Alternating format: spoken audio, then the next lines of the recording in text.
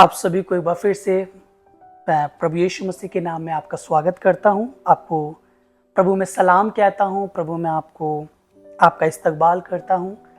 और आज हम बहुत छोटा सा एक चिंतन करने जा रहे हैं प्रार्थना के ऊपर कि कितना ज़रूरी है कि हम अपने जीवन के अंदर अपने जीवन को एक प्रार्थना वाला जीवन बनाएं। हम परमेश्वर के साथ निरंतर संगति के अंदर बने रहें, परमेश्वर के साथ हमारा मेल मिलाप बना रहे, प्रभु के साथ हम निरंतर विश्वास योग्यता में प्रभु की चलते रहें और प्रभु पे भरोसा रखें। तो आप मेरे साथ निकाल सकते हैं, लूका की इंजील है हमारे पास और उसका 21वां अध्याय है और पद संख्या 34 है। मैं आपके सामने पढ़ूंगा।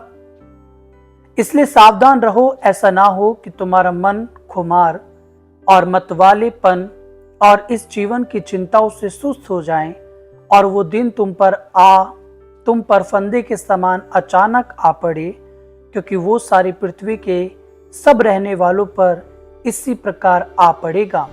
इसलिए जागते रहो और हर समय प्रार्थना करते रहो कि तुम इन सब आने वाली घटनाओं से बचने और मनुष्य के पुत्र के सामने खड़े होने के योग्य बनो। प्रभु यीशु मसीह आज हमसे कहना चाहते हैं इस वचन के माध्यम से, हमारे मन खुमार ना हो जाएं, हम सुस्त ना हो जाएं, हमारा विश्वास प्रभु में बना रहे। कई बार हमारे जीवन के अंदर ऐसी बातें आती हैं, लोग बोलते हैं कि 2000 सालों से सुनते आ रहे हैं कि प्रभु यीशु मसीह आएंगे, प्रभु यीशु मसीह आएंगे। पर जितना जीवित उसका वचन है, जितना सत्य ये पृथ्वी के अंदर हम चीजों को देखते हैं, उससे भी सत्य है परमेश्वर और उससे भी सत्य है परमेश्वर का वचन। और वचन हमें इस बात को सिखाता है मेरे प्रियो कि हमें परमेश्वर के उस दिन के लिए बाट जोनी है। परमेश्वर का वो दिन जब आएगा, उस दिन के लिए हमें अपने आप को क्या करना है, तैयार करना है। और इसलिए प्रभु यीशु मसीह अपने चेलों से कहते हैं कि तुम प्रार्थना करते रहो ताकि तुम उस परमेश्वर के पुत्र के सामने खड़े होने के योग्य बन जाओ। आज बहुत जरूरी है कि हम परमेश्वर के सम्मुख खड़े होने के योग्य बने मेरे प्रियो। ये बहुत जरूरी है कि हम परमेश्वर के पीछे चलने वाले व्यक्ति बन जाएं। आज अगर हमारे जीवन के अंदर ये बड़ी घटना होती है और प्रभु यीशु हमारे सामने खड़े होते हैं, तो क्या हम प्रभु यीशु के सामने खड़े होने के योग्य हैं? क्या हमारा विश्वास प्रभु यीशु मसीह के सामने खड़े होने के योग्य है? क्या हमारी संतानें प्रभु यीशु मसीह के सामने खड़े होने के योग्य हैं? हम चर्च जाते हैं, हम होली कम्युनियन लेते हैं, हम प्रभु की सहभागिता में सम्मिलित होते हैं, हम अपने दशमांश देते हैं, हम भेंट देते हैं। पर यदि हमारा जीवन एक प्रार्थना का जीवन नहीं है, यदि हमारा जीवन परमेश्वर को खोजने वाला नहीं है, तो हमारे जीवन का कोई भी अर्थ नहीं है मेरे प्रियो। क्योंकि प्रभु के घर जाना एक अलग बात है, परमेश्वर को दान देना एक अलग बात है, परमेश्वर के वचन को सुनना एक अलग बात है, पर प्रभु के साथ हर समय संगति में रहना वो एक बहुत अलग बात है। और प्रभु के साथ हम हर समय संगति में तभी रह सकते हैं जब हम प्रभु से प्रार्थना करते हैं। तो जब हम प्रार्थना करते हैं, बेसिकली उस प्रार्थना के अंदर क्या होता है, हमेशा हमारी डिमांड्स होती हैं, प्रभु यीशु हमें ये चाहिए, प्रभु यीशु हमें ये चाहिए, प्रभु यीशु हमें ये चाहिए, और हम बहुत सारी बातें प्रभु के सामने प्रकट करते हैं। पर उन प्रार्थनाओं के अंदर कभी भी हमारा ये प्रार्थना परमेश्वर से नहीं होती कि प्रभु, हम अपने रिश्ते को आपके साथ मजबूत बनाना चाहते हैं। आज हम एक दूसरे को धोखा देते हैं, हम जरा भी डरते नहीं। हम दूसरों की बुराइयां करते हैं, हम जरा भी डरते नहीं। हम एक दूसरे को गिराना चाहते हैं और उसमें भी हम डरते नहीं, क्योंकि हमारे जीवन के अंदर परमेश्वर का भय जाता जा रहा है। हमें लग रहा है कि परमेश्वर जैसे हम चल रहे हैं, परमेश्वर ऐसे ही है।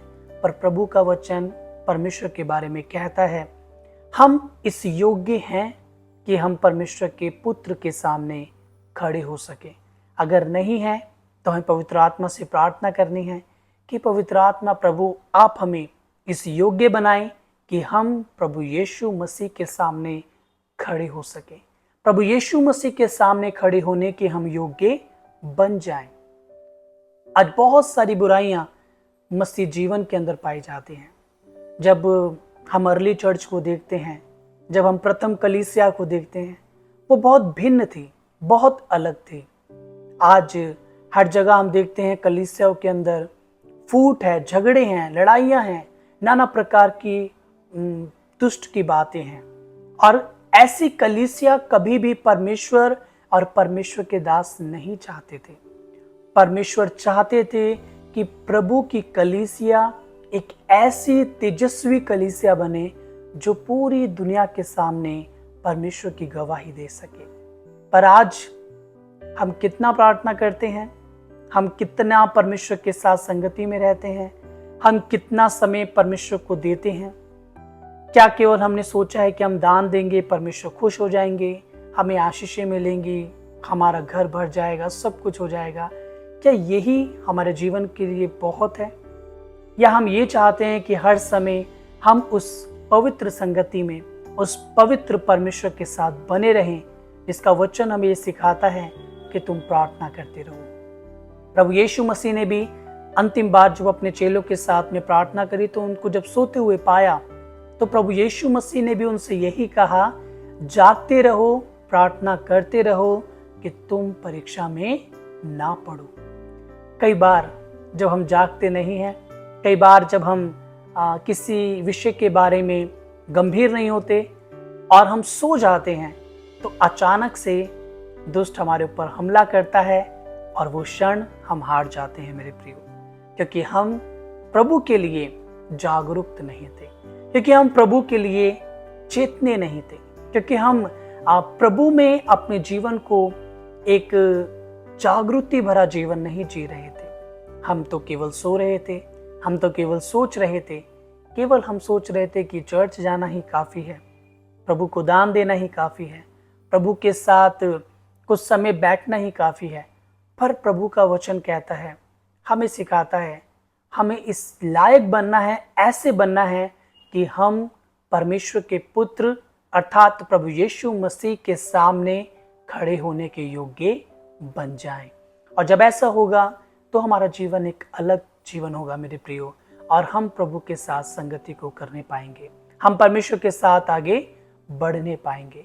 और इन सब बातों के लिए केवल परमेश्वर का आत्मा ही है जो हमारी अगुवाई कर सकता है, परमेश्वर का आत्मा ही है जो हमें आगे लेकर के चल सकता है। तो आप प्रार्थना करते रहिए, प्रभु के साथ संगति में बने रहिए, परमेश्वर से आप फेलोशिप करते रहिए, परमेश्वर को पुकारते रहिए, और प्रभु आपकी हर एक प्रार्थनाओं का जवाब आपको जरूर देंगे। प्रभु आपको आशीषित करे। आमीन।